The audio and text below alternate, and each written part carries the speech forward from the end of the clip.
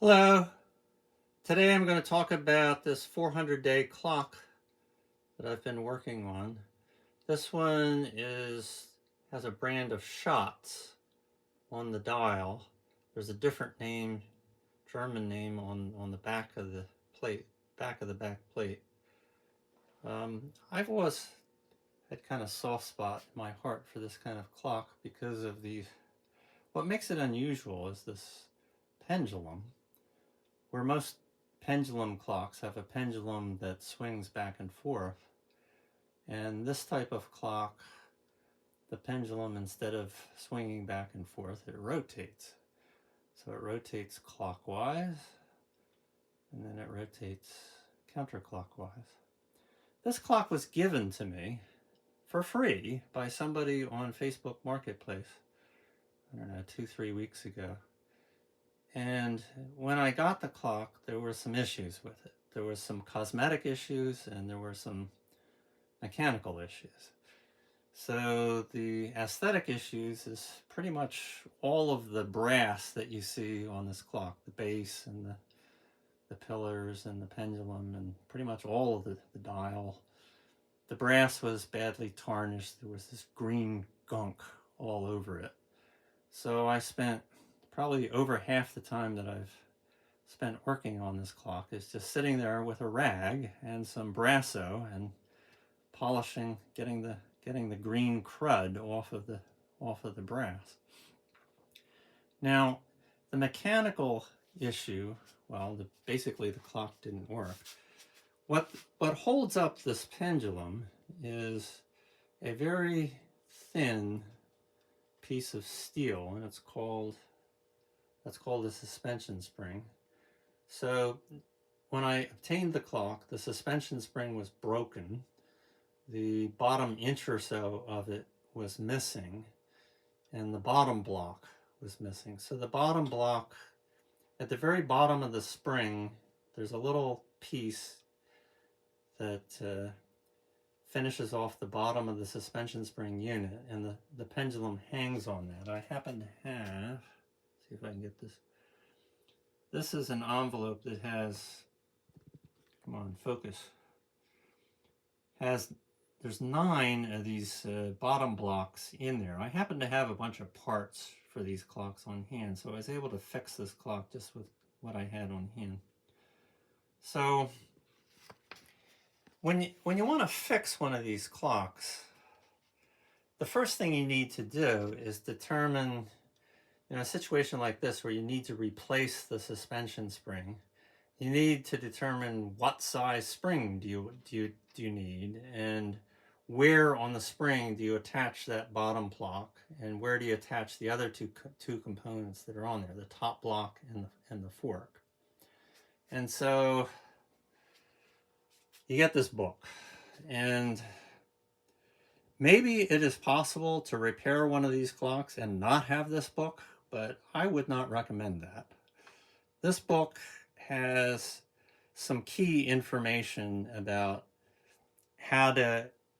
what size suspension spring to use and the configuration of the suspension spring unit, how long the suspension spring needs to be, where on the suspension spring the top block and the fork and the bottom block need to be attached.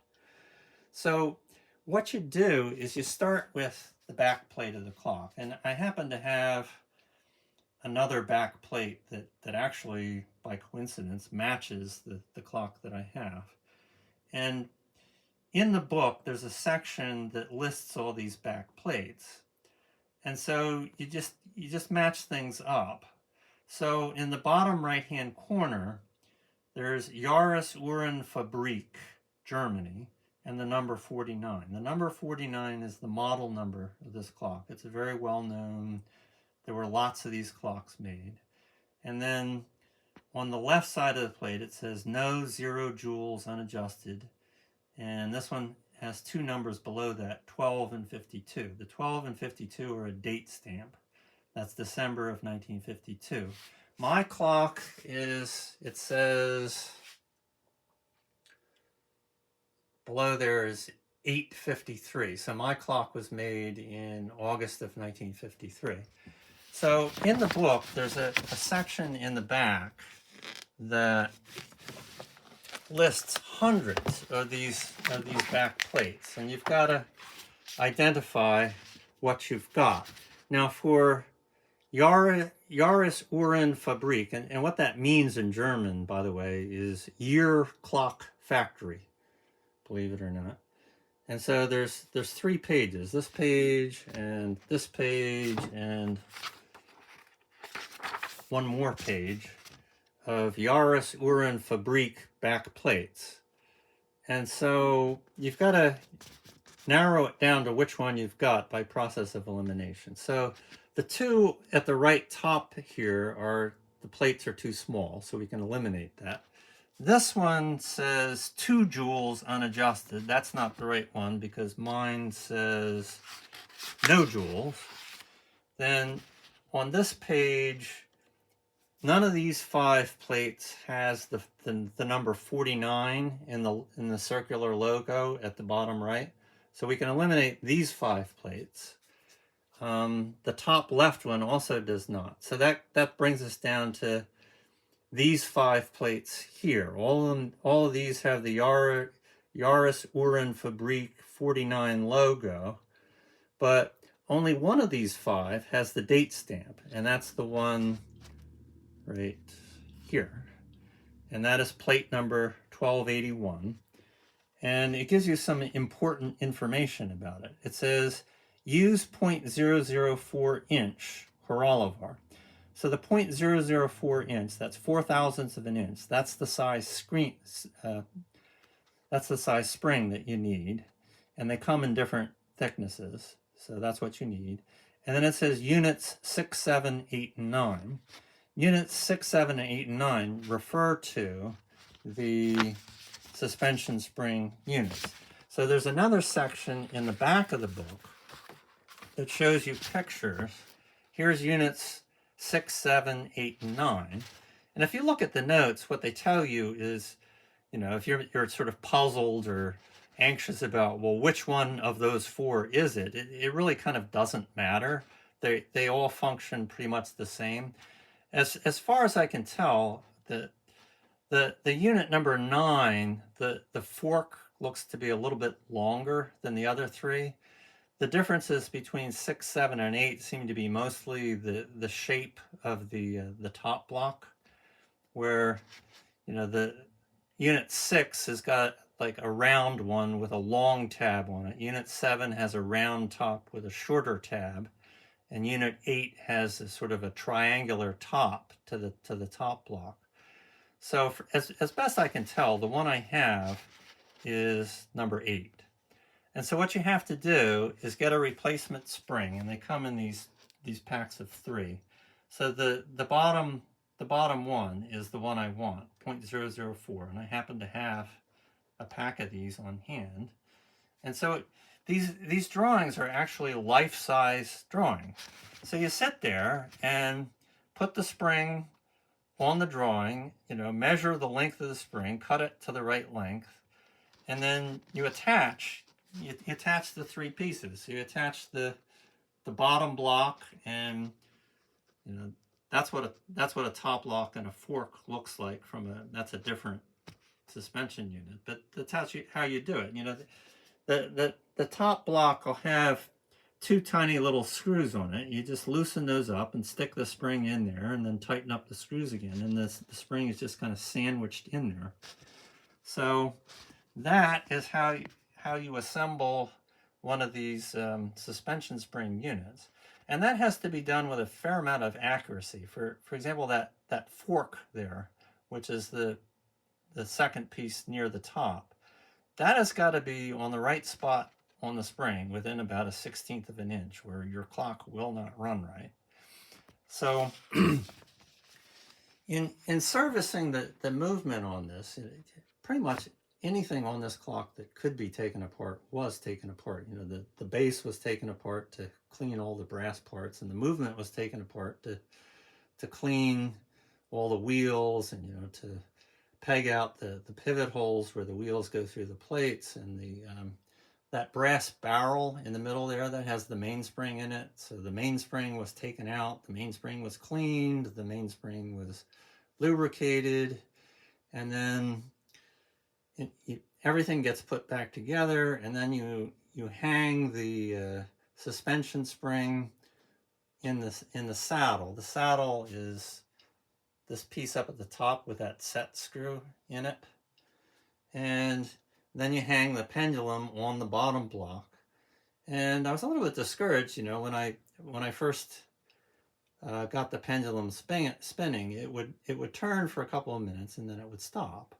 And the issue was that the pendulum was out of beat, and that is a touchy adjustment.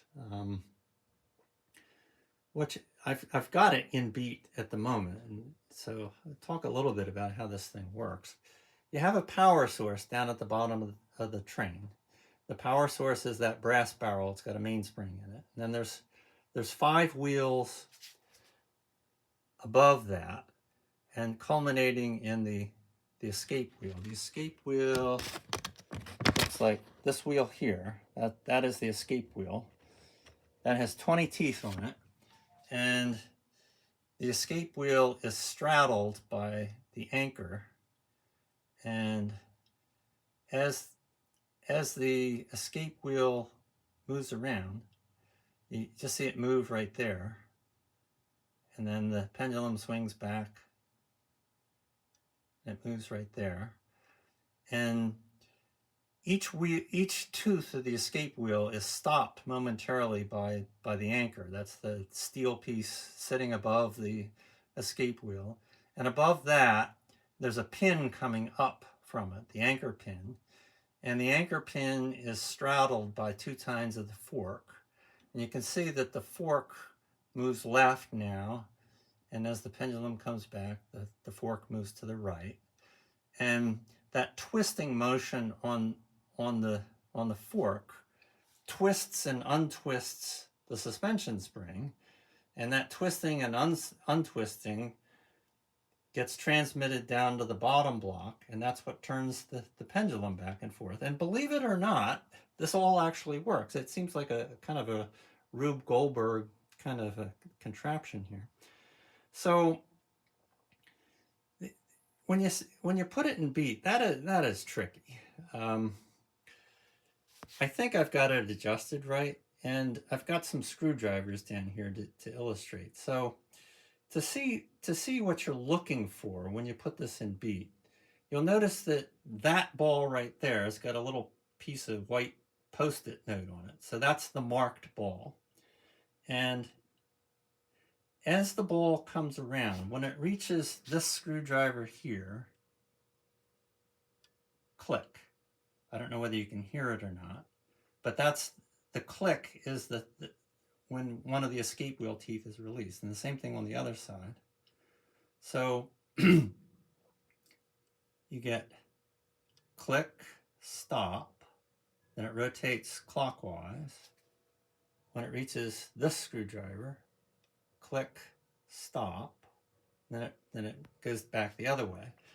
And the distance it travels from that left point there where the escape wheel tooth drops off to the center point where it comes to a rest, that's called overswing. And you need for there to be overswing on both sides, and you need for the overswing to be even. Now it looks to me like the total rotation I've got going on this pendulum it's about 360 degrees. It's coming to rest. It's going a little bit past, and then it comes the other way, click, it comes about to there. So I've got about 360 degrees of rotation. But when I initially had this set up, it wasn't even, it wasn't in beat. The overswing on one side was much larger than the other side. And the way you adjust that is by within the saddle here, up at the top, where the suspension, the top block is anchored in there, you can actually rotate it. So what you do is loosen up on the set spring and rotate it. You use this tool to do that. And I happen to have, among parts that I had on hand, I happen to have this Haralavar beat setting tool, and it works, and I use it.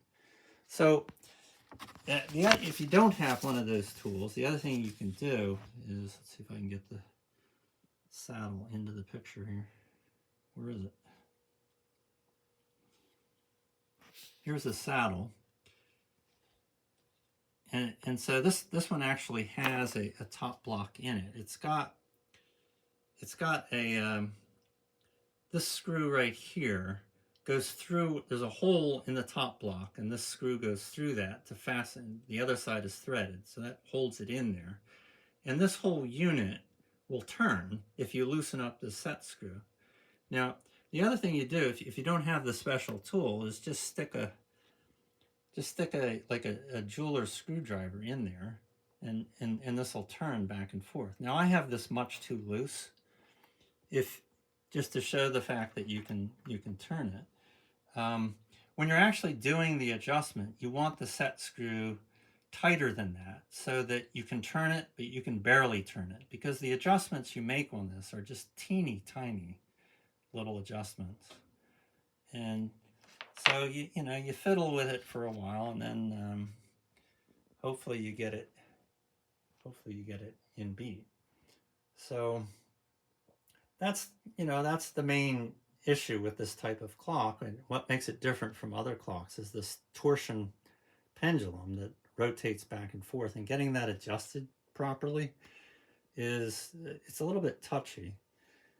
The reason they call it a 400-day clock is because, in theory at least, one winding of this clock will make the clock work for a full year. And the way you get that kind of efficiency is that pretty much every aspect of this clock is geared towards using as little power as possible. So you've got a gear train that has lots of gears in it, and each successive gear in the train, you've got a reduction of power, and the amount of power required to keep that pendulum moving back and forth is very small. And the other thing is that the gear train moves very slowly. So this particular model is designed to work at 8 beats per minute. So each beat corresponds to the release of one tooth on the escape wheel. So over the course of a minute, that pendulum will turn clockwise 4 times, each time releasing a tooth. It'll turn counterclockwise 4 times, each time releasing a tooth. So the escape wheel has a total of 20 teeth on it. So for this escape wheel to make one complete revolution takes 2.5 minutes. And that is a very slow moving set of gears. And that's how you conserve power. That's how you get a clock like this to run for a long period of time. So I still have some work to do on it. I have to put the hands on there. There's the suspension spring gets a guard that I have to install. And so let's see this is the guard here, and then there's the lower part of the guard also goes on there, and then there's a set screw. That's a set screw right there that holds the lower part of the guard on. So to install that, I've got to unhook the pendulum and very carefully snake it up around the bottom block, and then it attaches to the back plate. There's a couple of screws that stick out there, and that's a very delicate operation to get that suspension spring guard screwed down without nicking the suspension spring or damaging it or bending it. You got to be careful doing that. So that's about it. Thanks for watching the video, and if you like my videos, you can subscribe. See you next time.